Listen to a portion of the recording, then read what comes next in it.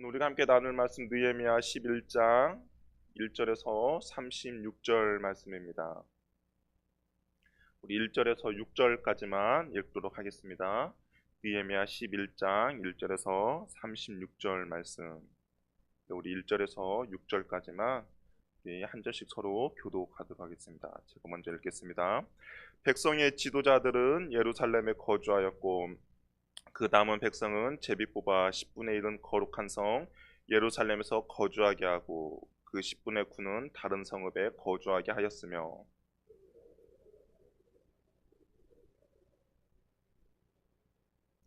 이스라엘과 제사장들과 레위 사람들과 느디님 사람들과 솔로몬의 신하들의 자손은 유다 여러 성읍에서 각기 자기 성읍 자기 기업에 거주하였느니라.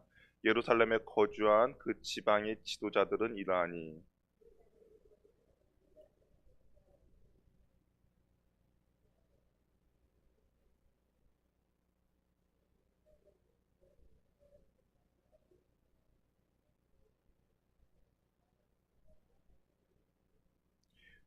또 마아세야니 그는 바룩의 아들이요 고로스의 손자요 하시아의 증손이요 아다야의 현손이요 요아립의 5대손이요 스가랴의 6대손이요 실로 사람의 7대손이다.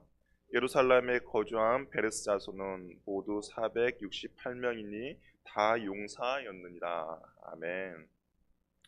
이제 느헤미야를 통하여서 사람들이 영적 대각성 집회를 가졌고요. 그리고 이제 어제 보면 신앙의 결단을 내렸습니다. 근데 이제 공동체 간단히 현실적인 문제에 이제 직면하게 되었습니다. 어떤 문제냐면 누가 먼저 할 것이며 누군가가 그 대가를 치를 것인가에 대한 문제가 남아 있는 것이죠. 왜냐하면 예루살렘을 지키면서 실질적으로 예루살렘에 거주할 사람들이 필요하게 된 것입니다. 우리가 보통 한 도시의 수도라고 하면 많은 사람들이 이렇게 몰려옵니다. 우리나라 뭐 서울만 해도 마찬가지입니다. 편리하고 그다음에 발달되었고 사람들이 살기에 충분한 인프라가 구축되어 있기 때문에 사람들이 많은 수도나 도시로 몰리게 되는데요. 그런데 왜 사람들이 그렇다면 아는 수도 도시에 몰리면 시골에는 왜 또 많이 사람들이 잘 살려고 하지 않습니까? 공기는 좋은데 사람들이 살기에는 너무나 불편하기 때문입니다. 그래서 사람들이 대도시에 몰리는데 예루살렘도 그렇다면 그 당시에 정말 중요한 곳이기 때문에 사람들이 많이 몰려야 하고 사람들이 서로 그곳에 살으려고 하려고 해야 될 텐데 그런데 오늘 본문에서는 그렇지 않다라는 겁니다.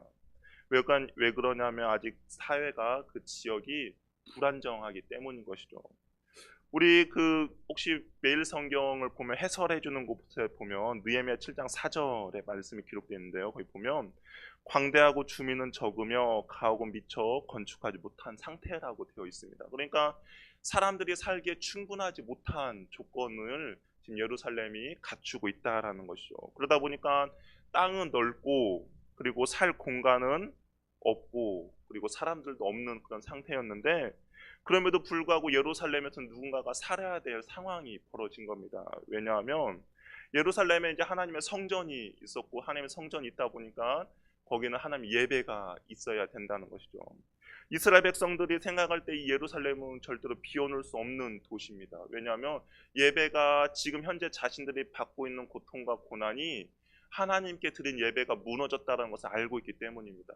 그러니까 예루살렘을 비워놓는다는 것은 또다시 예배가 하나님께 드려진 예배가 무너진다는 것을 말해주는 것이고 그 예배가 무너진다면 자신들의 삶이 더욱더 황폐해진다는 것을 알고 있기 때문에 느헤미야와 여러 지도자들은 반드시 예루살렘에 사람들이 거주해야 되고 그 거주한 사람들을 통하여서 하나님의 예배가 이루어져야 하고 그리고 그 하나님의 말씀이 선포되는 그 도시가 예루살렘이 되어야 하기 때문에 사람들이 예루살렘에 거주를 해야 됩니다. 그런데 문제가 이제 발생을 한 것이죠. 과연 누가 거기에 머물 것이냐? 황폐하고 사람이 살 집도 없고 그리고 정말 사람들이 살기 너무나 불편하고 또한 주변의 나라로부터 언제든지 침략의 위험이 있는 그곳에 과연 누가 살 것이냐에 대한 문제점이 실질적으로 나타나게 된 것입니다. 근데 우리가 읽었던 본문에서 크게 세 가지의 부류의 사람들이 나타나고 있어요. 과연 그 세 가지의 부류의 사람들 어떤 사람들인지 오늘 우리가 한번 말씀을 나눠 보려고 합니다. 첫 번째는 백성의 지도자들입니다. 백성의 지도자들은 그곳에 남기로 결정을 했습니다. 이들은 어떻게 보면 신앙 공동체를 위한 어쩔 수 없는 선택을 하게 된 것입니다. 자신이 가지고 있는 위치, 그리고 자신이 가지고 있는 권력, 자신이 가지고 있는 그 자리를 이용해서 편한 것을 선택한 것이 아니라 백성 앞에서 모범을 보인 사람들이 바로 이 지도자들인 것이죠. 어떻게 보면 노블레스 오블리주라는 그 말을 실천한 것입니다. 이것은 사회 고위층 인사에게 요구되는 높은 수준의 도덕 의무인데 바로 그 지도자들이 그것을 실천하며 나갔던 것입니다. 이것이 일반 사회에서만 필요한 것이 아니라 바로 신앙 공동체에도 필요한 부분이라는 것이죠. 왜냐하면 예수님께서도 그 당시 리더들에게 항상 하셨던 말씀이 무엇이냐면 바로 섬김, 희생과 헌신을 이야기하셨습니다. 예수님께서도 그 당시 지도자들에게 특권 의식을 갖고 높은 자리에 앉으려고 하지 말고 낮은 자리로 내려와서 다른 사람을 위해 헌신하며 수고하라고 예수님께서도 계속 하신 말씀입니다. 그렇다면 이스라엘 공동체가 더욱더 영적으로 부흥하고 이스라엘 공동체가 존재하기 위해서는 이 지도자들이 먼저 헌신하며 수고해야 되는데 오늘 본문에서 그 지도자들이 그런 모습을 보여주고 있다라는 것이죠.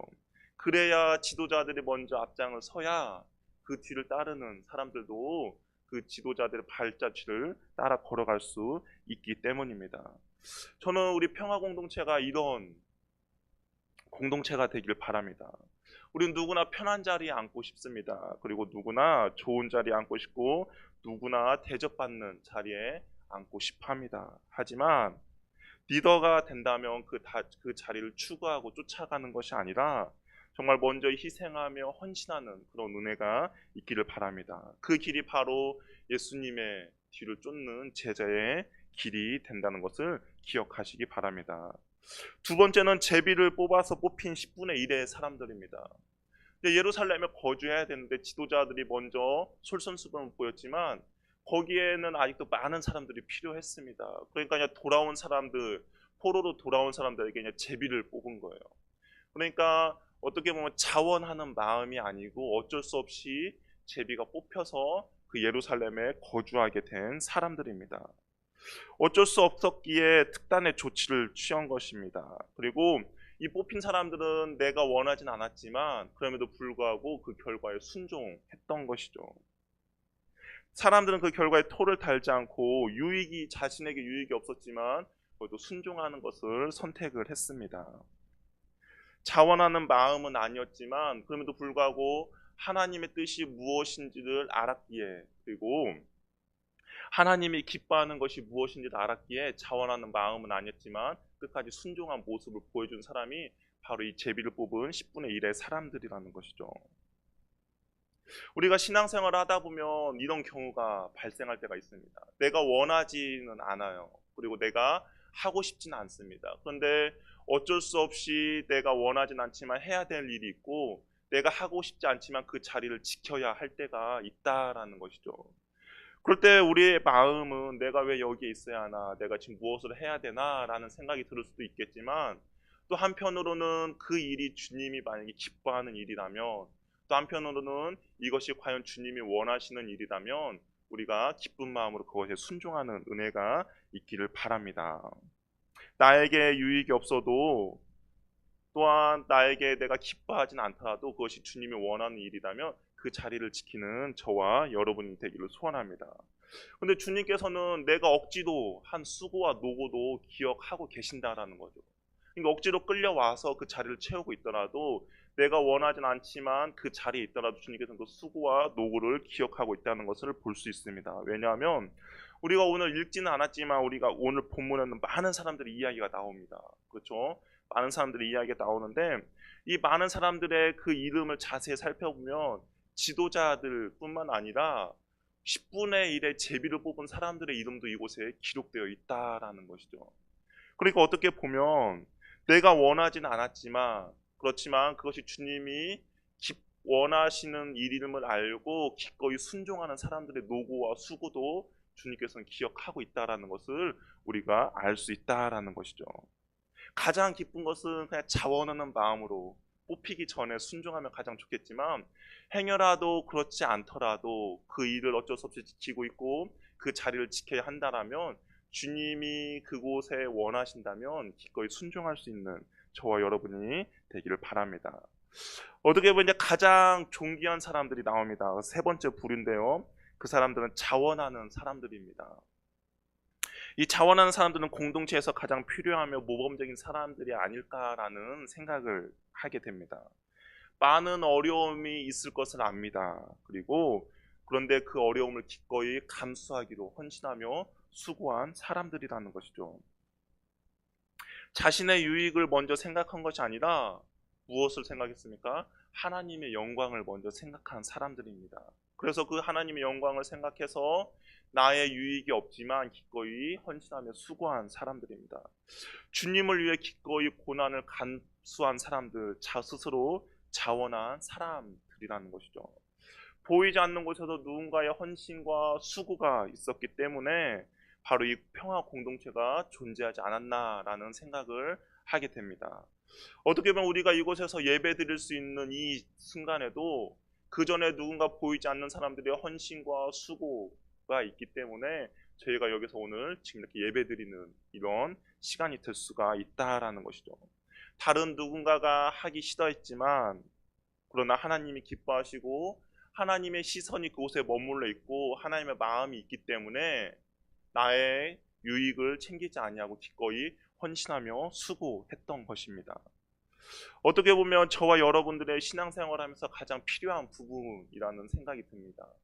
뭐 지도자들의 그런 헌신과 수고도 필요하겠고 어쩔 수 없이 끌려가는 그런 상황임에도 불구하고 제비뽑기를 해서 필요한 헌신과 수고도 필요하겠지만 어떻게 보면 우리가 신앙생활하면서 가장 먼저 지켜야 할 것은 하나님의 시선이 그곳에 머물러 있고 하나님의 마음이 그곳에 있기 때문에 기꺼이 내가 헌신하며 수고하며 자발적으로 나갈 수 있는 그런 믿음이 저와 여러분의 있기를 소원합니다. 어느 선교사님의 이야기로 말씀을 마치도록 하겠습니다. 어느 선교사님이 책에서 기록된 것을 잠깐 적어왔는데요. 이 땅에서의 첫 인상은 오랜 전쟁으로 인해 죽어간 수많은 사람들의 비통한 울부짖음을 듣는 것 같은 죽음의 공포였다. 사람들의 얼굴에는 다른 곳에서 찾아볼 수 없는 좌절감과 절망감이 흘러나왔다. 국경을 넘어 수도까지 차를 타고 비포장도를 10시간 넘게 달렸다. 몇 개의 산을 넘어야 하는 험난한 여정이었다. 하염없이 먼지를 일으키며 달리는 차에는 아무런 냉방 장치가 없었다. 그리고 창문을 열면 차 안으로 밀려 들어오는 먼지로 숨을 쉴 수가 없었고 창문을 닫으며 뜨거운 열기가 온몸을 덮어 이래저래 숨쉬기가 어렵기는 마찬가지였다. 가는 길 내내 화장실을 찾아보기란 힘들었고 쿵쿵거리며 달리던 차가 고장이라도 나면 속절없이 기다려야 했다. 몇 시간이 흘렀을까 그제야 창밖 풍경이 눈에 들어왔다. 나무는 고사하고 풀 한 폭이 안 보이는 산등성이와 간간히 보이는 마을, 염소와 양을 치는 목동들과 나무찜을 지고 어딘가에 가는 여인네들. 그렇다. 그곳도 우리가 사는 곳처럼 사람이 사는 곳이다. 사람이 사는 곳에는 주님도 계신다. 그 생각이 드는 순간 어디에서부턴가 내 마음을 흔드는 음성이 들려왔다. 이곳에 와 주어서 고맙구나. 이 말을 듣고 나는 하염없이 눈물을 흘릴 수밖에 없었다. 다른 사람들이 가기 싫어하는 곳이지만 하나님이 그곳을 원하시기 때문에 그 길을 갈 수밖에 없었지만 하나님께서 그곳에서 누군가를 오기를 기다리고 계셨다라는 것이죠. 어떻게 보면 오늘 본문에 자원한 사람들에게 들렸던 동일한 음성이었을 것입니다. 이곳에 와주셔서 고맙다. 어떻게 보면 저와 여러분의 삶에서도 이런 동일한 음성들이 들리기를 소원합니다. 남들이 가기 싫어하지만 내가 이곳에 주님께서 기다리고 계시고 주님의 마음이 있고 주님의 시선이 머물고 있기 때문에 기꺼이 희생하며 수고하며 헌신하며 그 자리를 기꺼이 갈 수 있는 저와 여러분 되기를 소원합니다. 그럴 때 주님께서 이곳에 와주셔서 고맙다라는 음성을 듣게 될 것입니다. 한번 이 시간 한번 같이 기도하겠습니다. 이 시간 기도할 때 신앙은 실질적인 것입니다. 신앙은 그냥 이론적으로만 생각하는 것이 아니라 정말 내가 주님의 들었던 말씀 가운데 실천하며 나가는 것이죠. 우리 시간 기도할 때 하나님, 내가 주님의 시선이 머무는 곳에 기꺼이 헌신하며 수고하며 나갈 수 있는 은혜를 허락하여 주시옵소서. 하나님, 주님의 마음이 있는 곳에 내가 나의 유익을 생각하며 나가는 것이 아니라 하나님의 영광을 위하며 생각하며 나갈 수 있는 그런 믿음을 나에게 허락하여 주시옵소서. 오늘도 그 길을 걷는 우리들에게 하나님께서 와주셔서 고맙다라고 말씀해 주시는 그 음성을 듣는 귀하고 복된 은혜 우리들에게 허락하여 주시옵소서. 우리 한번 주여 한번 외치며 기도하겠습니다. 주여.